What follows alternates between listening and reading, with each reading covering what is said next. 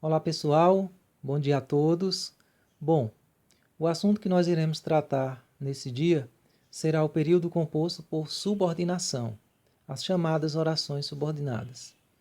Esse não é um assunto novo, não é um assunto estranho, é um assunto onde nós já abordamos ele em sala de aula, é um assunto onde nós já tratamos dele no nosso grupo de WhatsApp, é um assunto onde nós já vimos videoaula, já vimos explicações, já fizemos atividades, mas como estão entrando novos alunos no grupo e também como ele é um assunto muito extenso, eu resolvi voltar novamente a esse assunto para que eu possa estar fazendo para vocês uma revisão do que nós já vimos até o momento, ok? Então, período composto por subordinação. Primeiro, antes de mais nada, a gente precisa entender por que ele se chama composto. Ele é chamado de período composto quando ele apresenta mais de uma oração. Só voltando um pouquinho, a gente chama de simples quando ele possui somente uma oração e composto quando ele possui mais de uma oração. Como é que a gente vai saber o que é uma oração? A gente conta pela quantidade de verbos. Se tem um verbo, uma oração, dois verbos, duas orações, três verbos, três orações e por aí vai. Por isso que ele se chama composto, ok? Bom, ele é chamado de composto por subordinação também porque ele apresenta orações dependentes. Ah, professor, o que significa orações dependentes? Orações dependentes quer dizer que uma depende da outra para ter sentido. Ou seja, uma precisa da outra para manter uma relação de dependência, porque elas são conectadas. Por exemplo, a segunda depende da primeira, a terceira depende da segunda, a quarta depende da terceira e por aí vai. Se eu pegar, por exemplo, um período onde tem quatro orações, a segunda, a terceira e a quarta vão depender sintaticamente da primeira, porque é necessário, o assunto diz que é necessário que haja a primeira oração. Por que eu estou explicando isso? Porque na primeira oração de um período composto por subordinação, nós aprendemos que se chama oração principal. Então, se ela é chamada de oração principal, quer dizer que todas as outras orações vão depender sintaticamente dela para ter sentido.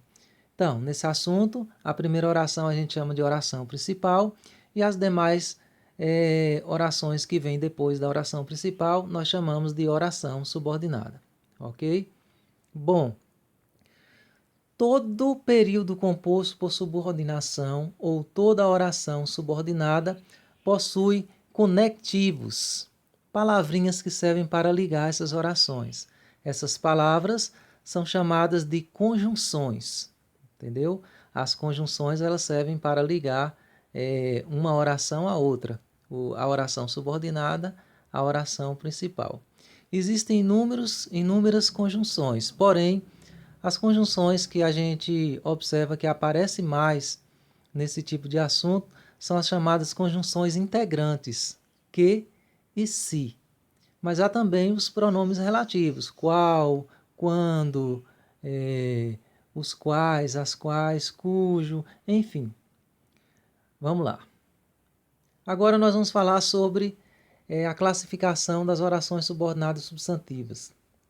Elas se classificam em 6 tipos: subjetiva, objetiva direta, objetiva indireta, completiva nominal, predicativa e apositiva. São 6 tipos de orações subordinadas substantivas. Vamos estudar a primeira delas. Subjetiva. A oração subjetiva é aquela que tem função de sujeito. Todos sabem o que é um sujeito, é aquele do qual nós falamos alguma coisa. Significa que toda a segunda oração ela vai funcionar como se fosse uma espécie de sujeito. Por isso que ela chama subjetiva. Veja no exemplo aí do slide quando eu digo assim: é importante que você estude. Perceba que aqui está separado a parte preta e em seguida a parte em vermelho. A parte preta do exemplo a gente chama de oração principal, como eu já falei. E a parte vermelha nós vamos chamar sempre de oração subordinada, que é aqui onde a gente separa.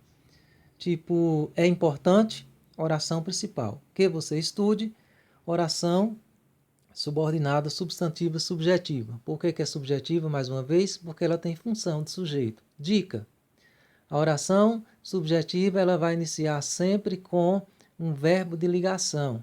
Nesse caso aí, observe que o é um verbo de ligação aí. Então, sempre que iniciar com verbo de ligação, vai ser subjetiva. Existem também mais outras duas regras, mas que não venham ao caso aqui. Nós vamos estudar apenas essa regrinha aqui, ok? Começou com verbo de ligação, é subjetiva. Perceba aí a palavra que eu havia falado agora há pouco, que é o conectivo e que é a conjunção, ela está ligando aí. Perceba que o que é que inicia a segunda oração, que é chamada de subordinada, e antes dele a principal. Próxima, objetiva direta. A objetiva direta é aquela que tem a função de um objeto direto. O que é um objeto direto? Um objeto direto é o complemento de um verbo transitivo direto. Como assim, professor? O que é um verbo transitivo direto? É aquele que necessita de um complemento, né, para ter sentido. Por exemplo, se eu digo assim, olha o exemplo aí. Espero que você estude. Oração principal qual é? Parte preta? Espero. Aí você vai perguntar, espero. Quem espera, espera alguma coisa. O quê? Que você estude. Então, a palavra espera aí, que é um verbo, não pode ser escrita separadamente. Porque se a gente fala espero, vai necessitar de um complemento. E é esse complemento que é o objeto direto. Por isso que a gente chama de objetiva direta, porque necessita de um complemento para poder ter sentido. Dica: essa oração aí, geralmente ela começa já com o verbo, observa aí, espero. Ou ela pode começar também com um sujeito antes, por exemplo, se tivesse assim, eu espero, e depois o verbo. Aí vai ser sempre transitivo direto se iniciar dessa forma, ok? Objetiva indireta é aquela que tem a função de objeto indireto. O que é um objeto indireto? É quase parecido com o objeto direto. A única diferença é que a objetiva indireta ela vai vir acompanhada de uma palavrinha chamada preposição, que vai estar sempre junta da conjunção. Olha o exemplo quando eu digo, gostaria de que todos me apoiassem. Aí você vai perguntar novamente, gostaria. Quem gosta, gosta de. Então, já pronunciei, né? De. Automaticamente, quando eu já pronuncio a preposição junto. Gostaria de. E após a preposição, o que é a conjunção? Veja nesse caso aqui, a diferença é que apareceu aqui uma preposição que não tem lá na direta. Veja, espero que você estude. Na direta. Não tem nenhuma preposição. Agora, gostaria de quê? Na indireta. Já apareceu a preposição. Essa é a única diferença da objetiva indireta para a direta. Resumindo, as duas necessitam de um complemento. Uma necessita de um complemento sem preposição, que é a direta, e a outra necessita de um complemento com preposição, que é a indireta. Dica: a preposição vai vir sempre juntinha ali da conjunção, no caso aí, que. Ok? A dica também, para ficar mais fácil, a objetiva indireta ela vai iniciar com um verbo, observa aí gostaria, verbo transitivo indireto. Ou poderia, no caso, também vir aí com um sujeito antes. Completiva nominal. Ela tem a função de complemento nominal. Agora vocês fiquem atentos para não confundir a completiva nominal com a objetiva indireta, que elas são bem parecidas, bem semelhantes mesmo. Depois nós vamos ver aí no exemplo aí para vocês tentarem perceber aí a diferença. Função de complemento nominal. O que é um complemento nominal? O nome já diz. Complemento nominal é aquele que completa nomes, completa o sentido de nomes. Qualquer nome que não seja verbo é um complemento nominal. Vejamos o exemplo, quando eu digo assim, tínhamos certeza de que não estudaria. Veja que eu disse, tínhamos certeza. Observe que aí nós começamos o exemplo com o verbo, tínhamos, verbo ter, e depois apareceu a palavra certeza na frente.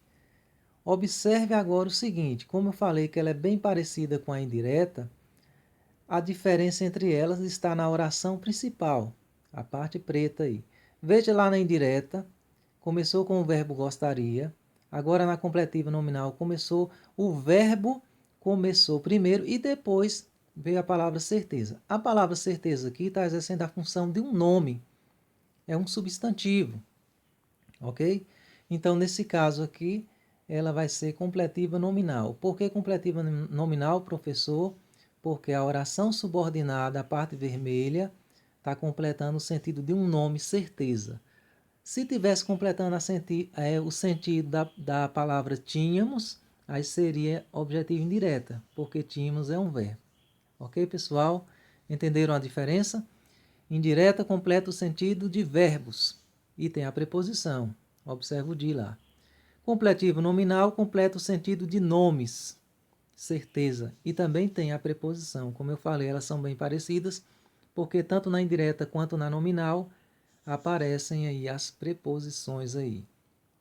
Tudo bem? Prosseguindo.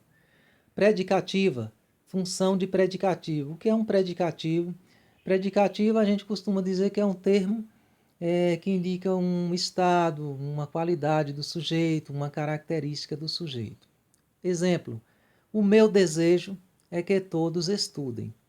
Observem agora no exemplo da predicativa. Oração principal, mais uma vez, parte preta, o meu desejo é.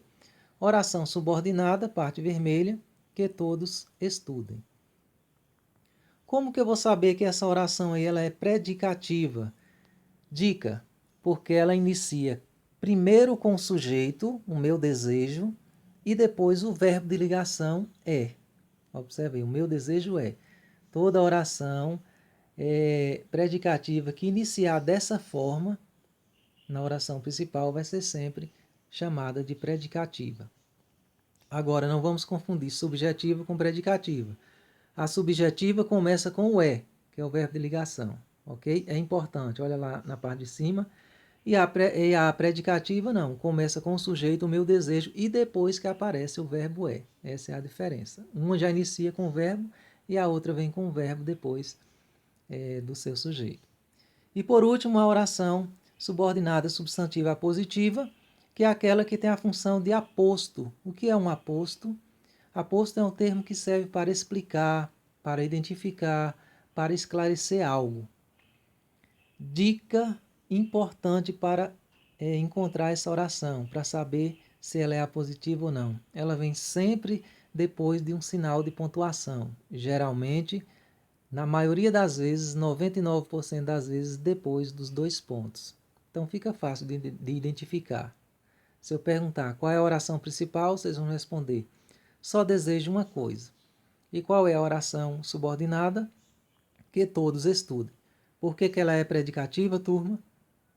A positiva, aliás, turma, porque ela está vindo depois do sinalzinho ali de 2 pontos. Portanto, ela é apositiva.